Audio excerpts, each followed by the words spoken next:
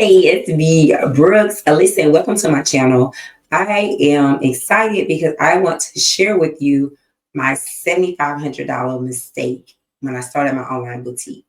So go ahead, subscribe, and get ready to learn some valuable tips. You're probably here because you're considering starting an online boutique. And so I just want to share my experience with you. Probably about 4 years ago, well, 5 years ago, I decided that I was going to start an online boutique. And I was so excited, but I made a $7,500 mistake. And I am still paying for that mistake to this day. And so let me just explain to you what I did. So, of course, I went through the proper channels. I got everything registered with my state. I got my resale certificate where I can actually purchase wholesale and not pay taxes on it. I set up my website. I used GoDaddy. I set up a website and I ordered inventory. Here is where the mistake came in because I ordered inventory. I did not do a lot of research and I wasn't familiar with drop shipping. And so I went with GoDaddy. I guess my first mistake would be I chose GoDaddy because hindsight 20, I'm looking at it, and a lot of the drops shipping websites are not compatible with GoDaddy. They are compatible with Shopify. So I had to cancel my GoDaddy and then I had to go with Shopify. But let me just stop because I'm going a little too fast. And so I ordered all of this inventory, $7,500 to be exact. If you're familiar with inventory, when you go to order your clothes, you get maybe six to a pack. And so I ordered the clothes and then I put them on my website and I was super excited because I knew that they were going to sell. But little did I know they did not do well. Although I made some sales, I never fully recouped my $7,500. And so as I was going through and I was learning more about the business, I decided to begin to drop ship. And so I found some websites.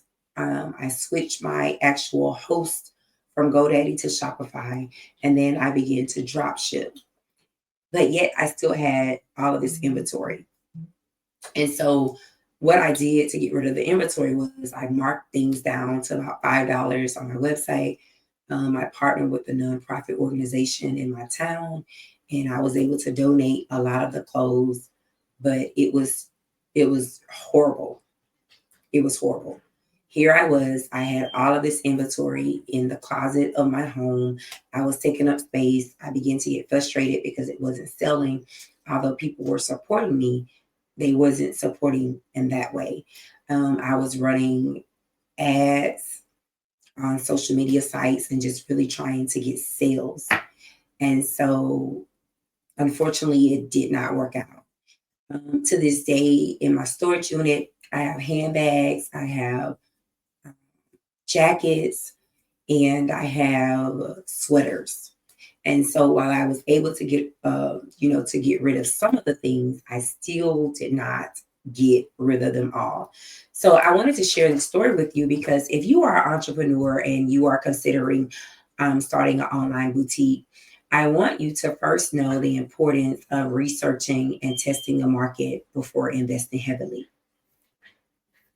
I did not test and I did not research the market. I wasn't aware of, websites like Shein, Temu, Cheapme, those websites that can offer the clothing at wholesale. And so here I was selling the exact same clothes that they offered on their websites, but I had to sell it at a 20, 30, 40% markup just so that I could make a profit. The second lesson is managing inventory. If you are going to carry inventory, which I don't suggest, but if you're going to carry inventory, I would very, very much so recommend that you avoid overstocking or that you avoid choosing products that are not going to sell. How would you discover products that are popular? There are so many social media websites. There are so many influencers. Go see what they're looking at. Go see what they're wearing. Go see what they're promoting. And that will kind of help you be able to decide what clothing you want to purchase. The next thing that I recommend is budget. Budget. Take into account if you're going to have a marketing budget. Take into account if you are going to order inventory or if you're going to drop ship, because even if you drop ship, when a customer makes a purchase, they're still going to charge your credit card, so you would still need some type of funding. So I would just say make sure that you're budgeting. I would also say make sure that you're focused on your target audience. You have to understand your audience. You have to understand who you are marketing to, and that will help you be able to pick the clothing that you're going to add to your online boutique. So, what are some tips that I can suggest to you? Tip number one: create a detailed business plan and budget before you even get started. Although I had a business plan, I didn't really have a budget. And so I kind of went into that blindly. And so my first tip for you would be definitely create a detailed business plan and budget.